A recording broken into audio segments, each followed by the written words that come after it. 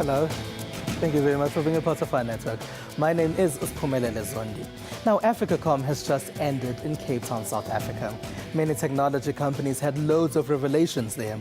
We also talk about a report that says South Africa drives much of the region's internet traffic. This is despite Nigeria, Kenya, Morocco and Egypt having better internet connectivity than South Africa. We are on SABC Network on Facebook and Twitter, News Network at sabc.co.za on email, and let's start with your social media and technology news now.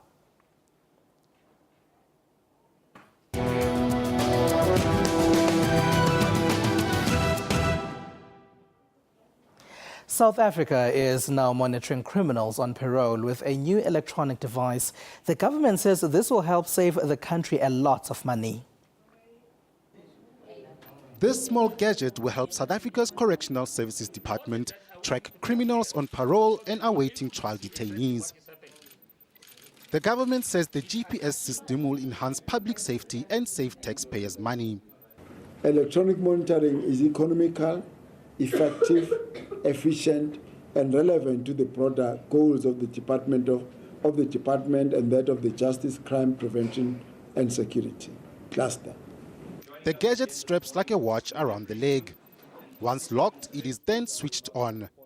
It cannot be removed without breaking the transmitter. If tampered with, an alert goes off in the control room. The government says the device will also help more of those who committed minor crimes spend time with their families. This will assist in their rehabilitation. All kinds of announcements were made by tech companies at AfricaCom in Cape Town. As the meeting, Mixit announced it's launched Mixit 7 for feature phones. The South African social network is beginning its rollout process of the app, which will end in 2014. This will see Mixit 7 available on Android and BlackBerry phones in the next few weeks. Windows phones will get the upgraded Mixit early 2014. Mixit is popular in the Southern Africa region. The company says it foresees further growth in Nigeria and India.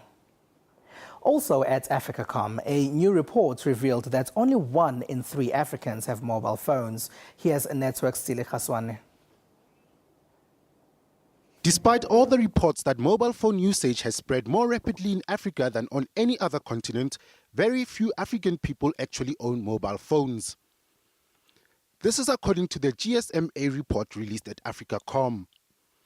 The report revealed that less than 1 in 3 African people has a mobile phone.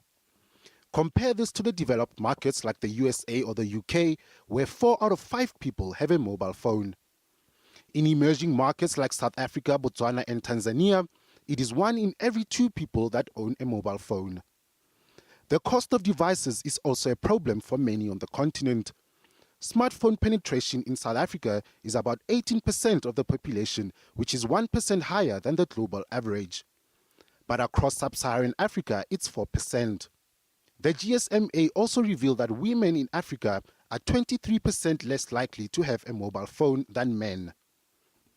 Women are also 43% less likely than men to have access to the internet. ICT analysts Frost and Sullivan have released a report that says broadband is now cheaper in Mozambique. The report says this is because a third operator has been introduced in the country. Movitel is targeting rural communities and low-income groups, something that was unexpected. Because of their target market, they have made broadband cheaper than its competitors. Somali militant group Al-Shabaab used Twitter to claim responsibility for the Westgate Mall attacks in Kenya. Kenya's Red Cross and its social media lead, Philip Ogola, used the same microblogging site to communicate and respond to the need that came as a result of the attack. Volde Karelse is in Nairobi and tells us all about it. When gunmen stormed Nairobi's Westgate Mall, this man was among the first to respond. Philip Ogola runs the social media command center for the Kenyan Red Cross. And on that day, back in September, he played 2 vital roles, warning people to stay away and telling the world what was happening. For Westgate, that was my toughest assignment. Because I've been in different scenarios of disasters, but Westgate, I've never been in a hostage situation where there's a gunfire exchange. We normally respond when the aftermath. But this was now where there's gunfire. We don't have bulletproofs, but still you have to save lives. So my role at Westgate was dissemination of information. During the siege, Ogola was tweeting from the front lines, crawling under cars for safety. His mission continued throughout the siege, informing people on the dead and the missing, and empowering ordinary Kenyans to try and help by giving blood, food or shelter. Westgate was a turning point for the Red Cross. Once Ogola and his team have verified the information they receive via social media, they alert their dispatch team. Yes, this is Kenya Red Cross. You're reporting an emergency where? Kibera. Kenya Red Cross is among the first responders to disasters and emergencies in the country. It says social media has changed the way it operates and also decreased its response times. In Kenya and with Twitter, one man received a massive response when he asked for help on the microblogging site when his wife had lost a lot of blood as she was giving birth. Sarah Kimani visited the family in the Kenyan capital, Nairobi. I was joking with my wife and telling her, now I don't even know whose blood runs in your veins. A joke that comes as a welcome relief in the home of Kinyanjui Kombani. Kombani says he believes in the power of humanity. And one more thing. I've realized the power of social media. This is why, when his wife went into labor, he drove to hospital. But minutes of waiting to hold their bundle of joy turned into hours. Still, no baby. The news from the labor ward was that Alice, his wife, had lost a lot of blood during delivery and now lay in a critical condition. She needed more blood urgently. I started first of all with family, asking family if they are around to come. And then we took that request to social media. And within an hour, we had more than 100 people waiting at the blood donor unit. They saw it on Twitter or on Facebook. We were looking for 16 units of blood. We got more than 52. So we got not just for her, but also for other patients as well. With that, Alice was back on her feet. But Kombani was not done with the social media. After a week in hospital, the bill stood at 170,000 rands, money the couple could not raise, and so they turned to social media again. Strangers, he says, have managed to chip in and is hoping to close the gap. Kombani is just one in Kenya's 3 million social media community that is using social media differently. At least 16 million Kenyans have access to the internet. It is clear Kenya is setting the stage for not just innovative internet use, but also for the good of society. Staying in Kenya, the country is currently testing an eye examination app.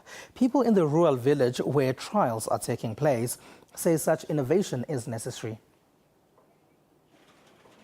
These elderly people in Ambusket, Kenya, are here to get their eyes tested. They are taking advantage of the test of a smartphone application called the Portable Eye Examination Kit, or PEEK. PEEK's main aim is to help people who are in the rural areas.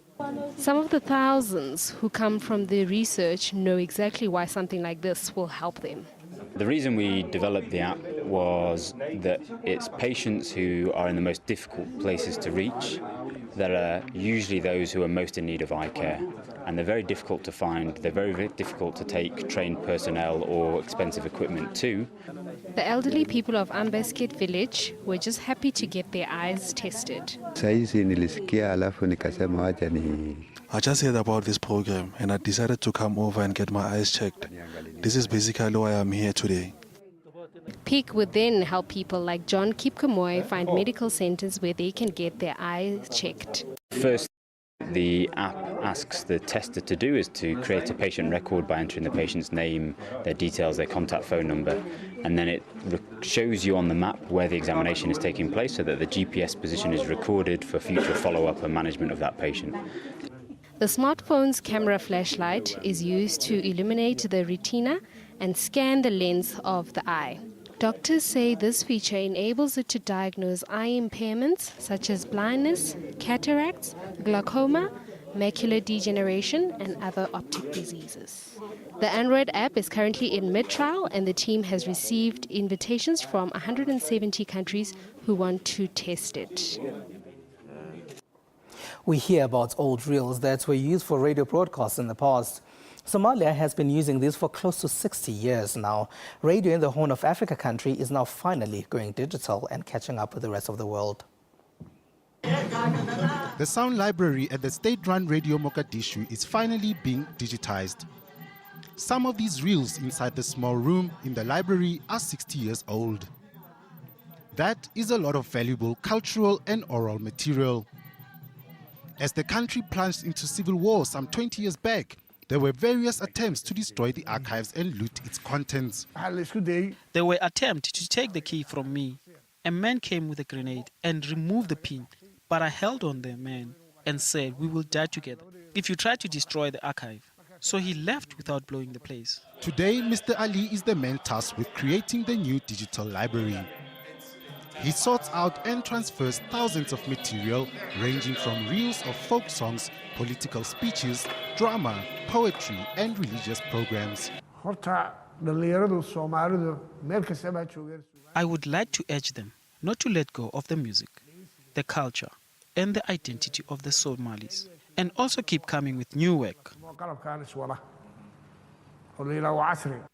The National Radio Archive was established in 1951 and is estimated to have about 35,000 reels.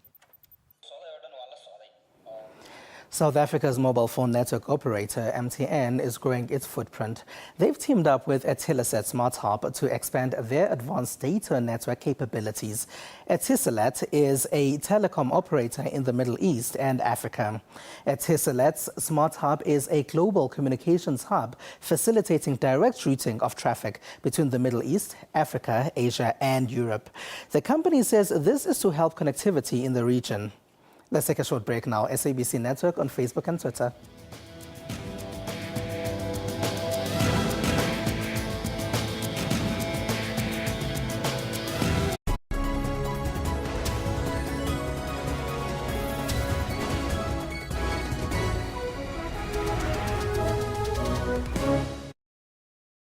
You can afford a lawyer, a good one. From only 140 rands per month, you and your family can have access to superior legal services 24 hours a day. Whether it is a civil, criminal, or labor-related matter, we're available 24 hours a day. our nationwide panel of professional attorneys are standing by to assist you. The matter has been settled out of court. SMS GOOD to 42770 and we'll call you back. SMS now.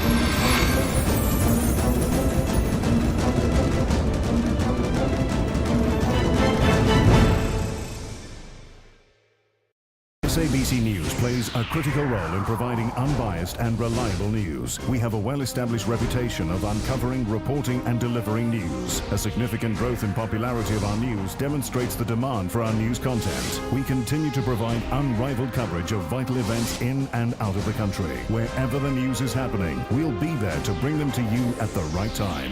No one has the news covered like SABC News. We lead and they follow. SABC News, Africa's news leader.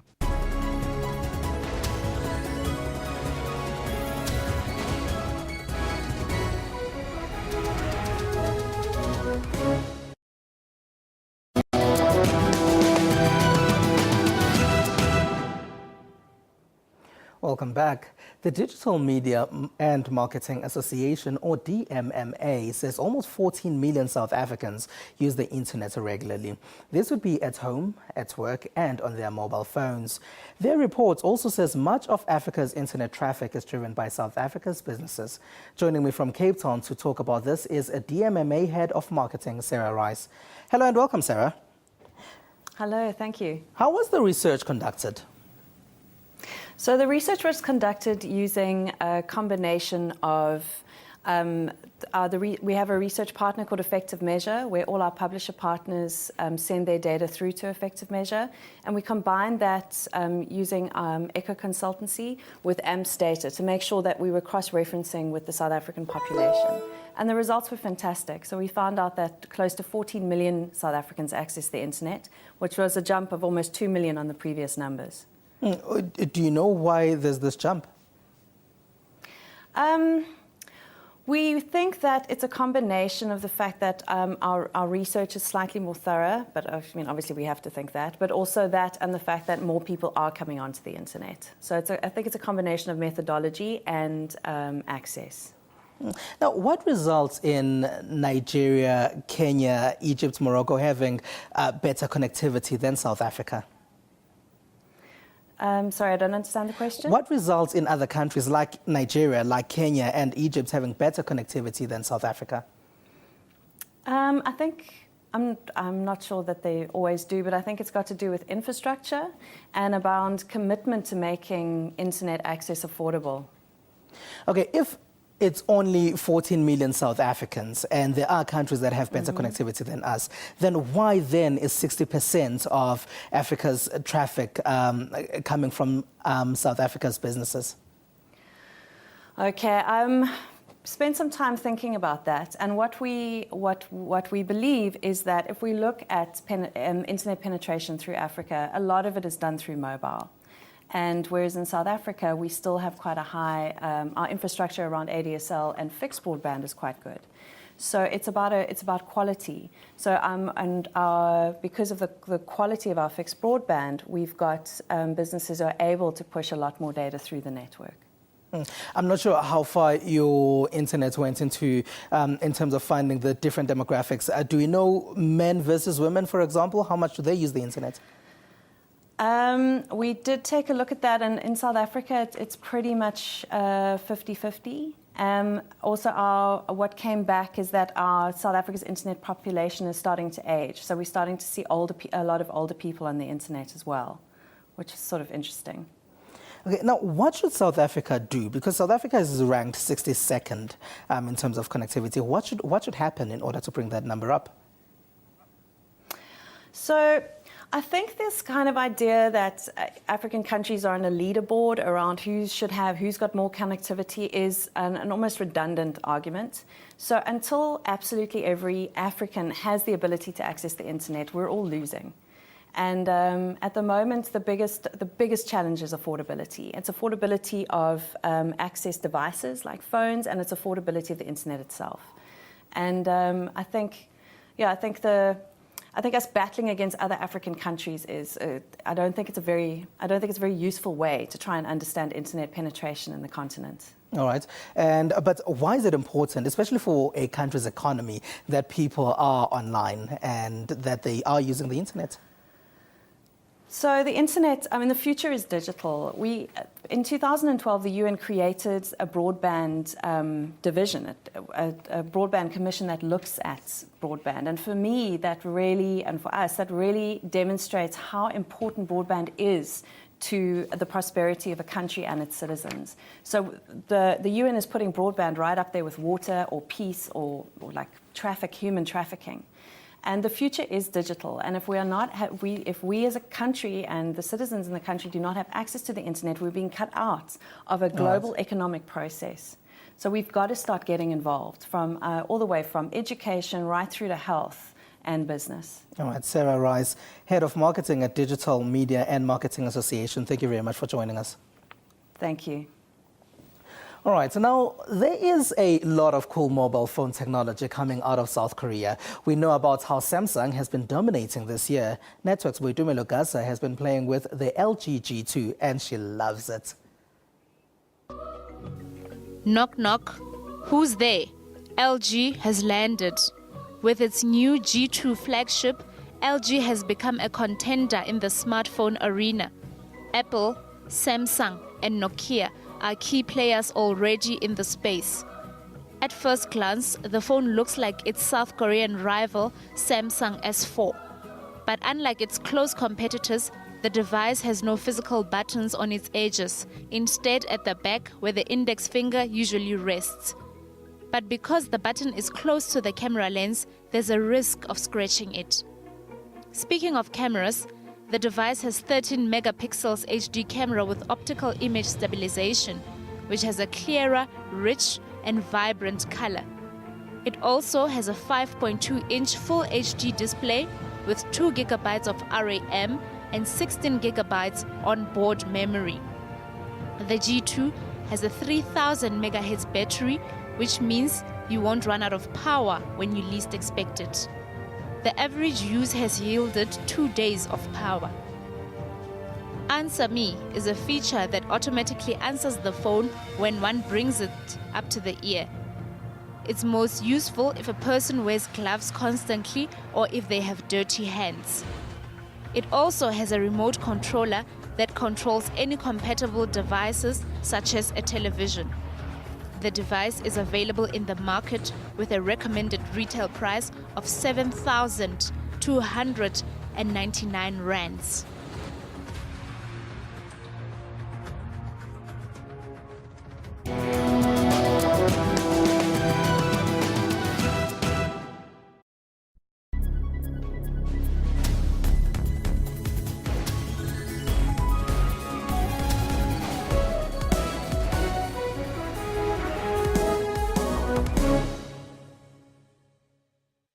SABC News plays a critical role in providing unbiased and reliable news. We have a well-established reputation of uncovering, reporting and delivering news. A significant growth in popularity of our news demonstrates the demand for our news content. We continue to provide unrivaled coverage of vital events in and out of the country. Wherever the news is happening, we'll be there to bring them to you at the right time. No one has the news covered like SABC News. We lead and they follow. SABC News, Africa's news leader.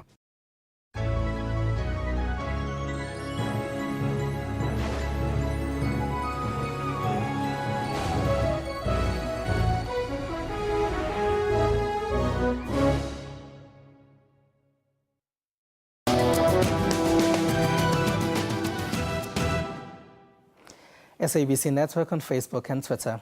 A lot of African tech startups fail because of a lack of funding. The South African government has launched an incubator to assist the country's innovators to succeed. They say this will also help reduce unemployment. Mbongeni Motwa went to the launch. It's estimated that as much as 70% of South Africa's youth are unemployed, and that only 2% of young people who start their own businesses have tertiary qualifications. Against this background, only 2 out of 10 businesses started by young people survive beyond their first year of existence. Now, the Department of Trade and Industry, in partnership with the private sector, is trying to change that through a rollout of incubator programs for young entrepreneurs. We've had over 8,000 people attend our one-day introduction to business workshops, which really where they can work out what am I going to sell to who for how much, and do I really want to start this business? The incubator programs are industry-specific. They provide facilities, mentorship and networking opportunities for budding entrepreneurs. Young entrepreneurs who've benefited from the pilot program have given the concept a big thumbs up. It has benefited my company immensely in that we've been able to receive access to business training within the incubation program that we're in. And we also received access to telephone services where we could make international phone calls. Joining us now is Toli Levundla, one of the entrepreneurs assisted by the Mido Incubator. He's also director of an IT company called Black Star. Hello and welcome. Evening, how are you? Thank you for being a part of our network. Good, thanks. Now, do incubators work? Yes and no, but I think they do work, obviously. I think the key thing as an entrepreneur is really finding the incubator that works for the stage of business you're in, and obviously, specifically the industry you're in, because, it's necessary to get the right, expertise to support your business growth. Now, what are your thoughts on Mido, and maybe your advice in order for them to work properly? Well, look, I've been on a week-long boot camp with Mido. It was a great experience, together with other entrepreneurs, sharing ideas, learning from each other, the challenges we've had, So that's been a good experience. Obviously, the incubator that's just opened, that's new. So, one can't really say what the outcome of it will be. But, from a technology perspective, they've put in some good technology that I think, will be beneficial to companies in the tech space, and so I think there's an opportunity, to see some good results there. You're speaking of it from the tech perspective, but do you think incubators often identify the right people? Maybe I think the challenge has been there have been maybe not enough incubators around. So that has sort of made it hard for them to, attract the right kind of entrepreneurs. I think with the DTI, now rolling out a whole lot of incubators specific to different sectors of the economy, I think it should be a better environment for entrepreneurs to go to an incubator that is specific to their business as opposed to just going to any incubator for the sake of needing that support. And do you experiences with incubators? I have been at the Innovation Hub. I mean, there's good and bad, but obviously I think on the good side, getting access to infrastructure, free broadband, those are things that, when you're starting up are very useful, to get your business going. Blackstar Networks, what do you do exactly? We're a telecoms company, so we provide internet connectivity, hosting, backup storage solutions. Yeah, that's the key thing that we do. And you're working with Wits University on something? Yeah, so our business really, as an ISP, content is really the driver for consumers to actually use internet. And I think the consumer side of the internet in South Africa is still lagging. And basically, Wits is establishing a digital hub. And what they're trying to do is really to stimulate the creation of digital content, within South Africa. And what's different about it? One, it's sector specific. So when I talk digital content, it's really focused on 4 things: games, animation, mobile, and web apps. And really the focus is on that. So I think having a particular focus on that, leads to, better expertise coming to support the growth of, people creating content. Olile Vundle from Blackstar Networks, thank you very much for joining us. Thank you. All right, here's what's been happening in social media. South Africans have been tweeting about the controversial public protector report on President Jacob Zuma's Nkandla residence. Newspaper reports suggest that the house was partly built because Nkandla is prone to earthquakes. South Africans on Twitter have been surprised by these reports. Also in South Africa, it's reported that Red Berets of the new political party, the Economic Freedom Fighters, have run out. They also say some people are stealing some EFF Red Berets.